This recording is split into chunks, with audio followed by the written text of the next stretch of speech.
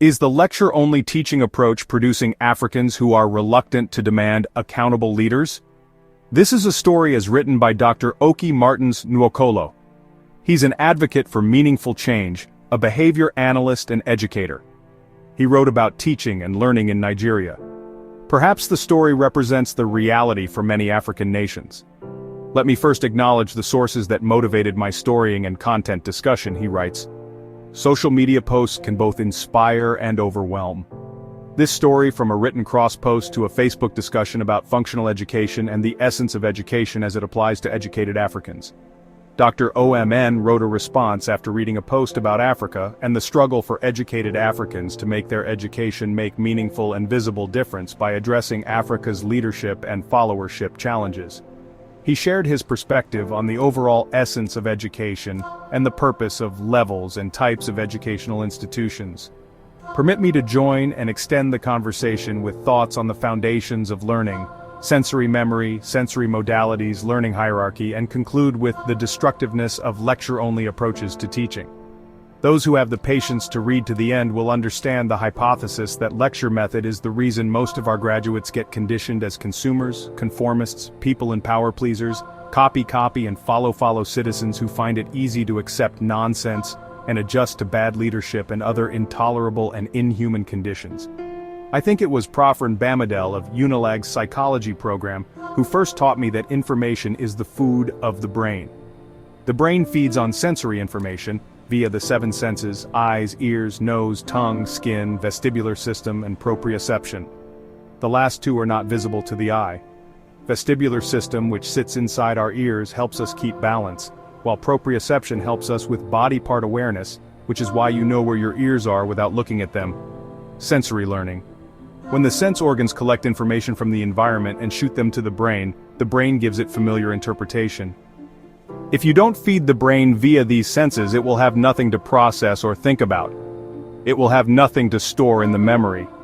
Note that certain senses begin to function much earlier, and brain begins to learn before birth. Many do not realize that infants enter the world with completely developed sense of smell. Scientists say that during the third trimester of pregnancy, the unborn fetus can smell almost everything the mother inhales or eats. Right from the womb, they learn and practice the ability to suck. At birth, the ability to smell helps them perceive the smell of breast milk. At birth, babies continue to develop these senses and develop sensory memories, which supports the brain to form more neural pathways. The senses complete their development, and sometime near the end of age 2 and beginning of 3, the second memory system known as the working memory takes over. That's when kids move from remembering, recognizing, and seeking familiarity in their environment into the stage of contemplation, thinking, and producing cause-effect and related actions. That's where the hierarchy of learning and purpose of education and types of education systems takes on relevance. Hierarchy of learning, Bloom's sequence. Some educational frameworks propose one or a combination of approaches to organize learning tasks and skills in a sequence/stepwise order, so that lower-level skills is a prerequisite for learning skills that are higher in the sequence. An example of a popular learning hierarchy framework is the Bloom's taxonomy. According to Bloom, cognitive learning begins with basic ability to recall, remember, understand, apply, analyze, evaluate, and create. Of course, there are other models and theories. Lecture-only teaching method as the main wahala. Now here is the main gist of my writing. The problem with most educational systems may be centered on the dominant pedagogy approach to teaching. Any teaching method that focuses only on one or few sense organs will likely not match teaching style to the learning styles of all learners. Remember the 7 senses we talked about earlier, and imagine how much information and knowledge a child will miss if they spend their entire formal education time learning only by hearing, lecture. Lecture-only approaches to teaching is very problematic. I think it's a little more than that. It's sabotaging and catastrophic. Lecture-only approaches produces consumers of information, regurgitators of knowledge rather than producers, creators and analytics, and creative inventors. It leads to copycats, unquestioning loyalists, and majority of graduates who know less than their lecturers. In fact, I believe that lecture-only teaching systems is responsible for producing conformist Nigerians who cannot question leadership or challenge authority. The lecturer is like all-knowing sage on stage who is a reservoir of knowledge and wisdom, while students are empty tanks that need to be filled. If you can't freely disagree with your lecturer, how can you disagree with your boss, chief, politician, and people in authority in the future? The brain of an average graduate has been conditioned to conform and be respectful, obey authority, accept what is given you. If you accept a lecture delivered by a professor and the references are dated in the 70s, you don't question the validity of such information. How can you seek a new technology for harvesting palm fruits? That's the root of the reasoning behind many stuck mindset and popular self-defeating stereotypes such as, our ancestors did it that way, why must we change it? Why change what's working? Corruption is everywhere, it's our lot and there's nothing anyone can do about it.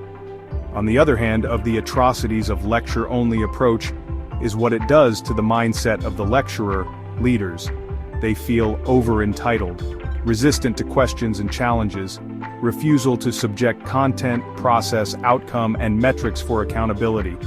Nigerian graduates subtly and inadvertently get conditioned by a pattern of role expectations that is based on person-pleasing, loyalty, and acceptance. So when they are in leadership positions, they turn on the resistance to challenge and accountability mode. As followers, they fear, and follow passive mode, seeking to be liked by authority and neglecting to keep them accountable at any level.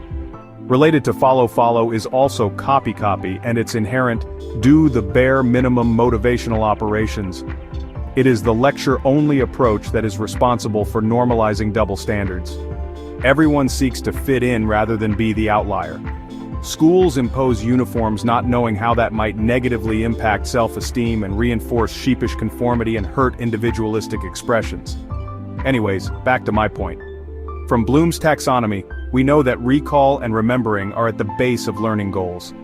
Call it infant-level goal of education. Yet, if you look at the sentence stems for questions in most university examinations, the dominant questions target recall and basic understanding. That's why they ask you to define, list, describe, differentiate, etc. These are lower-order thinking goals.